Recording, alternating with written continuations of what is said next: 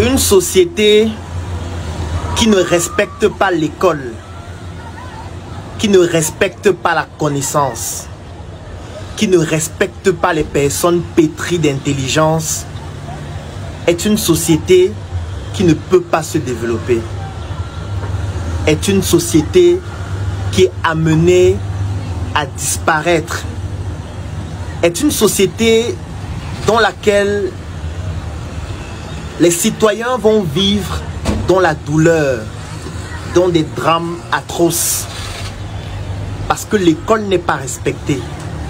Parce que la connaissance est méprisée. Parce que la compétence est ramenée en arrière. Parce que l'intelligence n'est pas valorisée. Nous sommes dans une société dans laquelle l'école, la connaissance, la compétence et surtout l'intelligence est méprisée au quotidien. Et avec la venue d'Internet et plus précisément des réseaux sociaux, on se moque des personnes qui essayent d'avoir un raisonnement cohérent, intelligent. Les personnes qui ont l'envie d'apporter un plus dans leur société, ce sont des personnes qui sont rabrouées au quotidien.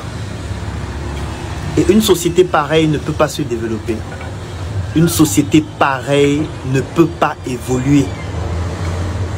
Et j'ai aussi envie de dire que les personnes qui nous dirigent sont aussi responsables de cela d'une manière ou d'une autre.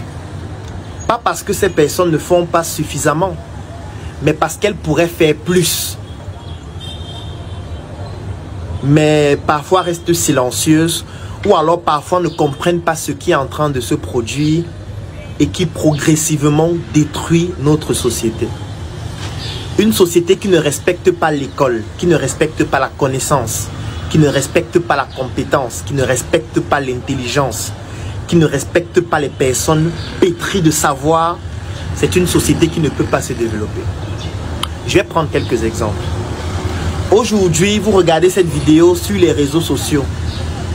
Pour pouvoir obtenir un réseau social comme celui à travers lequel vous êtes en train de regarder cette vidéo, il a fallu de la connaissance, il a fallu du savoir, il a fallu de l'intelligence, il a fallu de la compétence, il a fallu maîtriser un ensemble de disciplines hyper pointues comme les mathématiques, comme l'informatique, avec tout ce qui va avec les algorithmes.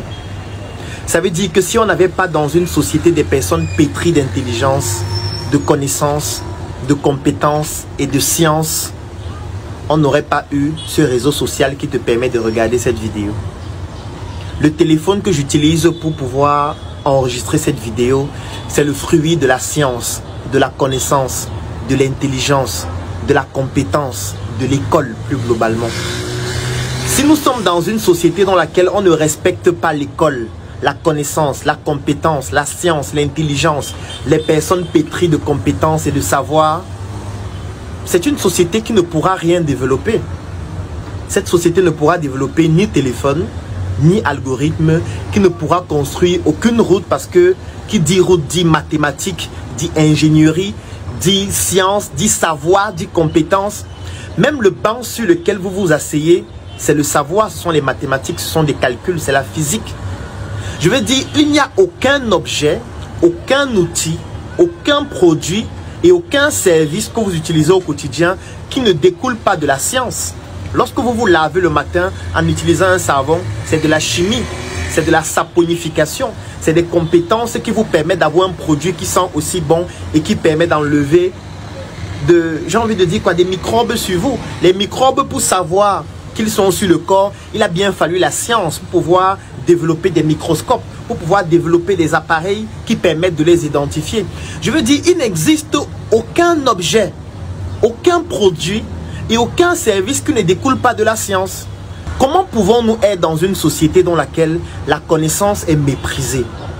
Les personnes intelligentes sont traitées comme des personnes qui ne valent rien. Une société dans laquelle l'idiotie, la bêtise et la fainéantise est ce qui est présenté au quotidien. Cette société ne peut pas se développer. Moi, parfois dans les vidéos, je dis, il faut faire attention à l'école parce que beaucoup de personnes ne comprennent pas que quand je parle d'école, en réalité, il existe plusieurs formes d'école. Il y a l'école conventionnelle que nous connaissons tous. Moi aussi, j'y suis allé.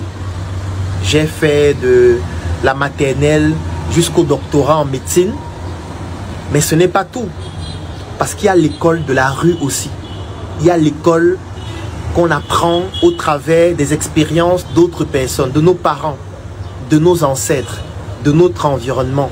Et dans différentes dimensions, spirituelles, culturelles, sociales, matérielles, économiques et tout ce que vous pouvez imaginer. Une société dans laquelle l'école est méprisée, c'est une société qui ne peut pas se développer. Une société dans laquelle la lecture est un problème, c'est une société qui ne peut pas se développer. Moi, tous les jours, je publie des textes sur ma page. Et je vois des personnes qui viennent en commentaire dire « c'est trop long, tu ne peux pas nous résumer ça, tu ne peux pas faire une vidéo ». C'est la raison pour laquelle chaque fois que quelqu'un fait des commentaires de ce type, je le bloque directement. Parce que je ne veux pas avoir des idiots auprès de moi. Je ne veux pas cheminer autour d'idiots. Comment est-ce que tu penses que tu vas te développer si tu n'arrives pas à lire? Comment tu vas apprendre si tu ne lis pas? Vous pensez qu'à l'école, on nous demandait de lire pourquoi? Pourquoi est-ce qu'on faisait la littérature? Pourquoi est-ce qu'on faisait l'histoire, la géographie? Pourquoi est-ce qu'on nous apprenait toutes ces choses? C'est parce que c'est indispensable au quotidien. Comment tu vas éduquer tes enfants si tu ne sais pas lire? Si tu n'apprends pas à lire? Si tu ne lis pas et si tu ne cultives pas la lecture chez tes enfants? Tu penses qu'ils vont donc découvrir la science ou s'ils ne lisent pas? Ils vont découvrir le savoir ou s'ils ne lisent pas? Ils vont s'inspirer de qui? Puisque leurs parents qui est toi, tu ne lis pas. Quand tu vois un texte, tu ne lis pas. Tu lis uniquement des textes dans lesquels la science est mise à l'écart. Ça veut dire lorsqu'on raconte la vie de quelqu'un, lorsqu'on parle des problèmes de quelqu'un, lorsqu'on raconte ou on fait le japap sur quelqu'un, c'est là où tu peux lire longuement. Mais lorsqu'on parle de l'intelligence, lorsqu'on parle des choses qui vont te permettre de progresser, tu estimes que c'est trop long. C'est un problème. Une société dans laquelle l'école, la connaissance, l'intelligence est méprisée, c'est une société qui ne peut pas se développer. Parce que c'est une société qui va comporter des individus qui sont des incultes et qui sont émus face à la science au quotidien et qui vont lever les mains en se disant de toutes les manières les autres sont beaucoup plus avancés que nous, nous on ne peut rien. Non, nous on peut énormément de choses. C'est pour ça que je fais un coucou à toutes les personnes qui sur internet produisent des contenus hautement intellectuels, hautement, je veux dire, dans des domaines d'activité pointus. Et j'en appelle à tous ceux qui estiment que ce n'est pas important de le faire. Nous sommes dans une société où la connaissance doit être partagée en utilisant le maximum de canaux possibles. Moi, j'ai très vite compris que pour pouvoir partager la minuscule connaissance que j'ai, je dois utiliser certaines astuces pour que cette connaissance soit accessible au plus grand nombre. Je vais prendre un exemple d'astuce que j'utilise. Ça peut paraître banal, ça peut parfois me faire passer pour quelqu'un de comique, mais en réalité, c'est une astuce pédagogique que j'utilise pour rendre accessible la connaissance que j'ai. Cette astuce, c'est l'humour. Moi, je fais un effort particulier pour mettre de l'humour dans tous les contenus que je produis.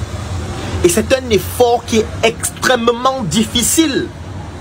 Ça veut dire que chaque fois que je dois parler d'un sujet scientifique, il faut que j'y insère de l'humour et que je mette une histoire, ou alors que j'embellisse cela avec une histoire, pour que le contenu intellectuel, le contenu scientifique puisse passer plus simplement.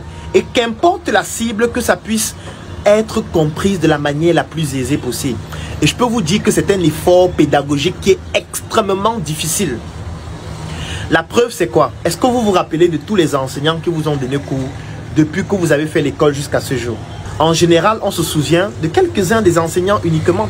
Moi, tous les enseignants dont je me souviens encore du nom de leurs cours aujourd'hui, ce sont les enseignants qui, pendant les cours, 1. Racontaient des histoires, 2. Faisaient rire, et 3. Faisaient en sorte qu'on ne ressente pas en fait le poids du cours, le poids de la leçon, parce qu'ils nous ambiançaient. Moi, c'est ce que j'ai retenu aujourd'hui. Ce qui fait que 20 ans après, 30 ans après, je continue de retenir ces leçons-là Alors que les cours où l'enseignant venait uniquement nous parler de la science de manière très pointue, de manière très technique, la plupart des fois j'ai oublié. Et moi, je me suis donc inspiré de ces enseignants-là pour pouvoir insérer dans ma manière de partager mes connaissances de l'humour et surtout des histoires. C'est pour ça que quand je parle, je vais toujours raconter une histoire. Je vais toujours faire rire. Du coup, les gens parfois peuvent avoir l'impression que celui-ci c'est un comédien, celui-ci c'est un comique, celui-ci c'est quelqu'un qui est en ligne pour amuser la galerie. Non, je ne suis pas là pour amuser la galerie. C'est une attitude qui est orientée pédagogique. Parce que si je ne le fais pas, je commence à venir parler de la médecine parce que je suis médecin. Je commence à venir parler de la science de manière hyper pointue, de manière hyper technique. Il y a beaucoup de personnes qui n'ont peut-être pas eu l'opportunité d'aller à l'école, de faire de grandes études, qui seraient totalement perdues. C'est pour ça que je dis que l'école, ce n'est pas seulement l'école classique et conventionnelle. Parce que tout le monde n'a pas eu la possibilité de faire des études. Peut-être parce que n'ayant pas assez de moyens, peut-être parce que les parents n'avaient pas la possibilité de suivre, peut-être parce que la réalité de la vie nous a forcés à faire autre chose. Donc, moi, je dois rendre mon discours accessible à n'importe qui, que ce soit quelqu'un qui a un doctorat ou quelqu'un qui n'a même pas le BEPC. Pour ça, il y a deux techniques. Un, l'histoire qu'on raconte. C'est pour ça que je raconte beaucoup d'histoires lorsque je produis mes vidéos, je produis mes textes. Et deux, l'humour. Parce que lorsqu'on rit, lorsqu'on suit une histoire qui nous amuse, qu'est-ce qui se passe? On retient plus facilement. Et ce qui me permet de comprendre ça, c'est la science. Le cerveau limbique, les émotions qui permettent de consolider les informations dans le cerveau et permettent donc à la mémoire d'être beaucoup plus consolidée sur le long terme. On ne peut pas se développer sans la science, sans l'intelligence, sans la compétence, sans la connaissance, sans l'école. Et quand je parle de l'école, ce n'est pas seulement l'école où on s'assoit sur un banc. C'est l'école de la vie, c'est toute forme d'école qui permet d'acquérir le savoir, la connaissance, l'intelligence, la sagesse. Moi, je voudrais interpeller ici toutes les personnes qui sont sur Internet et qui ont quelque chose à partager. Parce qu'en réalité, la plupart des personnes très compétentes dans notre pays, dans notre société, sont toujours sur Internet avec des faux profils. Sont toujours là en sous-marin. Ne veulent rien partager, ne veulent même pas dire ce qu'elles font. Se disent qu'il faut être discret. Parce que vraiment, voilà, l'argent c'est comme les oiseaux. Quand tu parles, ça s'envole. Non, nous sommes dans une société dans laquelle on a besoin de votre savoir-faire, on a besoin de votre compétence. Même si vous le faites sans vous présenter, sans donner votre nom, aidez-nous. Parce qu'on a besoin de la compétence que vous avez. Il faut 1 million de personnes comme moi dans plusieurs domaines différents pour qu'on puisse un peu sortir de la bêtise qu'on voit au quotidien sur Internet. Vous pensez qu'on va laisser quelle Afrique à nos jeunes si au quotidien les jeunes ne voient que la bêtise? Les autres se moquent de nous partout. Les autres disent les Africains ne savent que danser. Non, les Africains ne savent pas que danser. Les Africains font aussi la science. Mais où sont donc les Africains scientifiques là? Il faut que ces Africains se lèvent et montrent de quoi ils sont capables, comme tous les autres le font. Comme tous les autres le font. On ne peut pas avoir des personnes compétentes qui se cachent et laissent donc la médiocrité devenir l'étalon de notre société avec les danseurs, avec des idioties, avec la prostitution et toutes ces personnes qui ne nous servent à rien et qui sont en train de devenir les modèles de notre société, les modèles pour nos enfants. Lèvons-nous. Les intellectuels font quoi en Afrique?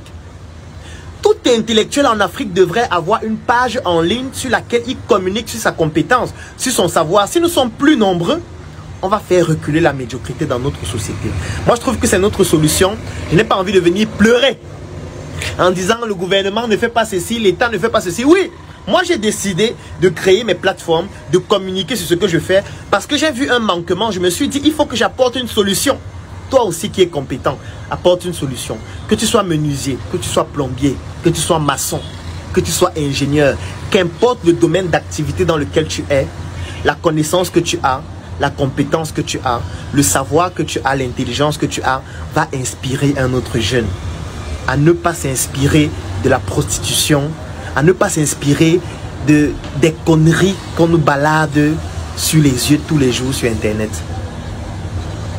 Je sais que c'est difficile, mais faisons un effort, sinon nos enfants sont perdus, parce que la plupart le sont déjà.